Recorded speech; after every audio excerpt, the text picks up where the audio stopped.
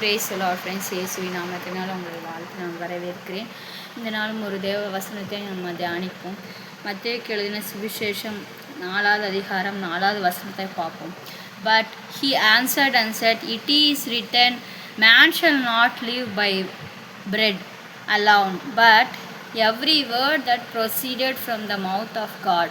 ஆண்டவர் இந்த வேளையில் நம்மளோட இந்த வசனத்தை பேசுகிறார். மனிதன் அப்பத்தினாலும் ரசத்தினாலும் அல்லாதபடிக்கு அவர் வாயின் வார்த்தையினாலே என்னவா ஆகுவானா, நிரப்பப்படுவான்னு சொல்லப்பட்டிருக்கு இந்த வசனத்தில். ஆண்டவர் இந்த நாளும் எனக்கு இந்த வசனத்தை சொல்லும்படியாய் ஆவியிலே உணரப்பட்டதுனால இந்த வசனத்தை இந்த வேளையிலேயே நான் உங்கள் முன்னாடி கொண்டு வந்து வாசித்திருக்கேன் ஃப்ரெண்ட்ஸ். இந்த வசனம் எப்படின்னா, நம்ம தினம் தினம் கையின் பிரயாசங்களை பார்த்து நம்மளுக்கு தினம் தினம் நமக்கு ஆண்டவர் கொடுக்குற அந்த கையின் பிரயாசங்களை கொண்டு நம்ம சாப்பிடுவோம்.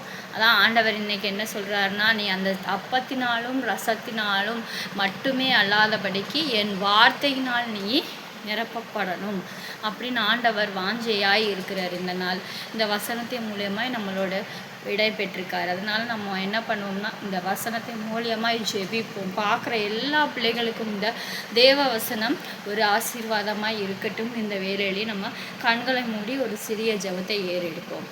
ஸ்தோத்தரிக்கிறோம் அப்பா, நன்றி செலுத்துகிறோம் பசுத்த ஆவியானவரே, உங்களுக்கு கோடி ஸ்தோத்திரங்களை ஏறெடுக்கிறேன்.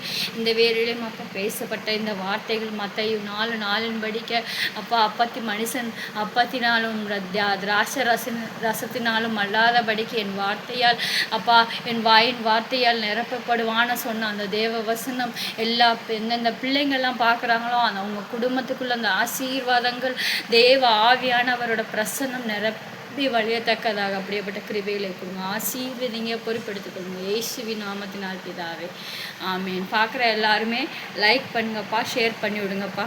Praise the Lord.